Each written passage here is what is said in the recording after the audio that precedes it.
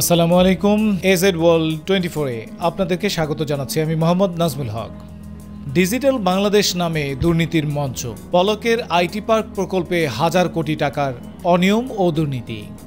বাংলাদেশের উন্নয়ন প্রচেষ্টার একসময় ডিজিটাল বাংলাদেশ ছিল অন্যতম মুখ্য খাত, যা দেশের ভবিষ্যতের উন্নয়ন এবং আধুনিকায়নের জন্য বড় ধরনের আশার প্রতীক হিসেবে পরিচিতি পায়। এই প্রকল্পের প্রধান পুরোধা ছিলেন সাবেক আইসিটি প্রতিমন্ত্রী জুনাইদ আহমেদ পলক। যিনি সরকারের একজন গুরুত্বপূর্ণ নেতা হিসেবে পরিচিত, ডিজিটাল বাংলাদেশ গড়ার জন্য বিভিন্ন প্রকল্প হাতে নিয়েছিলেন।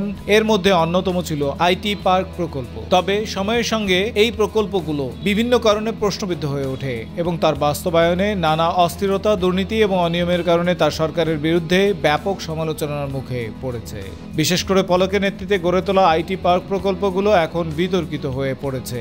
2017 সালে সরকারের পক্ষ থেকে 12টি জেলায় বিভিন্ন জায়গায় আইটি বা হাইটেক পার্ক স্থাপন করার সিদ্ধান্ত নেওয়া হয়। এই প্রকল্পগুলোর জন্য ভারতে জটিল ঋণ ব্যবস্থা ব্যবহার করে 1796 কোটি টাকার প্রকল্প গ্রহণ করা হয়। প্রকল্পের লক্ষ্য ছিল দেশের আইটি খাতকে উন্নত করা এবং ডিজিটাল বাংলাদেশ গড়ার মাধ্যমে নতুন প্রযুক্তি ও ব্যবসার সুযোগ সৃষ্টি করা। তবে শুরু থেকে এই প্রকল্পগুলোতে নানা জটিলতা এবং ব্যয় বৃদ্ধি দেখা দেয়। সরকারের পক্ষ থেকে বলা হয়েছিল যে এই আইটি পার্কগুলো দেশের অর্থনীতিকে শক্তিশালী করবে এবং সারা দেশে প্রযুক্তি খাতের উন্নয়নে গুরুত্বপূর্ণ ভূমিকা পালন করবে। কিন্তু বাস্তবে প্রকল্পগুলো সময়ের সঙ্গে স্থবির হয়ে পড়ে এবং সেগুলো বিভিন্নভাবে ব্যবহার করা হয়েছে।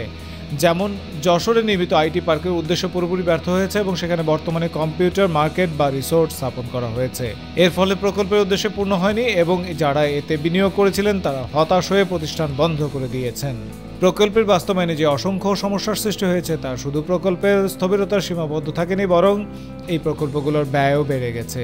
বিশেষত ভ্যাটের খাতে একটি বিশাল পরিমাণ অর্থ গচ্চা দিয়েছে সরকার। প্রকল্পের প্রথম দিকে ভ্যাটের হিসাব সঠিকভাবে ধরা হয়নি এবং পরে 1133 কোটি টাকা ভ্যাট বাবদ গচ্চা দেওয়া হয়। এর ফলে প্রকল্পটির ব্যয় অনেকটাই বৃদ্ধি পায়। অথচ প্রকল্পের মেয়াদ ছিল 3 বছর, যা পরে বাড়িয়ে 7 বছর করা হয়। তবে মেয়াদ বাড়ানোর পরেও প্রকল্পের কাজের অগ্রগতি তেমন হয়নি এবং সরকারের পক্ষ থেকে কেবল 30 থেকে 40% কাজ শেষ হওয়ার পর সেই কাজগুলো শেষ করার নির্দেশ দেওয়া হয়েছে। এর প্রেক্ষিতে প্রকল্পের ব্যয় আরও বাড়ানো হয়েছে এবং বর্তমানে প্রকল্পটির মোট ব্যয় দাঁড়িয়েছে প্রায় 2991 কোটি টাকা। প্রকল্পগুলির বাস্তবায়নে ব্যাপক দুর্নীতির অভিযোগ উঠেছে। সাবেক আইসিটি প্রতিমন্ত্রী জুনাইদ আহমেদ পলক এবং তার বিশ্বস্ত লোকজনদের বিরুদ্ধে বিভিন্ন উন্নয়ন প্রকল্পের দায়িত্ব নিয়ে ব্যাপক লুটপাটের অভিযোগ রয়েছে। প্রকল্পগুলোর জন্য 15% কমিশন দাবি করার অভিযোগ উঠেছে। বিশেষ করে পলকের নিজ এলাকা কুমিল্লা, যশোর, গোপালগঞ্জ সহ অন্যান্য এলাকাগুলোতে আইটি পার্কের প্রকল্পগুলো বিভিন্নভাবে ব্যবহার করা হয়েছে। অনেক জায়গায় আইটি পার্কগুলো খোলস পরিবর্তন করে রিসোর্ট, দোকান বা অন্যান্য বাণিজ্যিক প্রকল্পে রূপান্তরিত হয়েছে। এতে প্রকল্পের উদ্দেশ্য পুরোপুরি ব্যাহত হয়েছে এবং বিনিয়োগকারীরা হতাশ হয়েছেন। এ বিষয়ে ট্রান্সপারেন্সি ইন্টারন্যাশনাল বাংলাদেশ নির্বাহী পরিচালক ডক্টর ইফতেখারুজ্জামান বলেন, এই প্রকল্পগুলো ডিজিটাল বাংলাদেশ নামে লুটপাটের সুযোগ সৃষ্টি করার জন্য করা হয়েছে। ক্ষমতার অপব্যবহার করে কোনো ধরনের জবাবদিহিতার সুযোগ ছিল না। এখন এই ক্ষতির পরিমাণ কিভাবে কমানো যায় সেই ব্যবস্থা করতে হবে। এই মন্তব্যগুলো প্রকল্পটির প্রতি জনগণের আস্থা হ্রাসের কারণ হয়ে দাঁড়িয়েছে।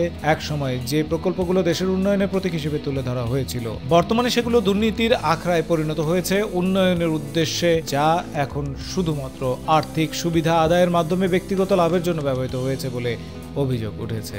বর্তমান পরিস্থিতিতে সরকারকে দ্রুত পদক্ষেপ নিতে হবে যাতে প্রকল্পগুলোর ক্ষতি রোধ করা যায়। বিশেষজ্ঞরা মনে করেন, যদি সরকার সঠিকভাবে দুর্নীতি তদন্ত করে এবং জবাবদিহিতা নিশ্চিত করে, তবে ডিজিটাল বাংলাদেশের স্বপ্নটা কিছু হলেও বাস্তবায়ন করা সম্ভব হতে পারে।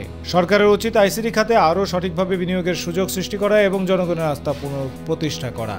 একাধিক মন্ত্রণালয় এবং প্রতিষ্ঠানকে একত্রিতভাবে কাজ করতে হবে যাতে দেশের উন্নয়ন প্রকল্পগুলো সঠিকভাবে বাস্তবায়িত হতে পারে এবং দেশের উন্নয়ন প্রযুক্তি খাতে প্রবৃদ্ধি লাভ করতে পারে।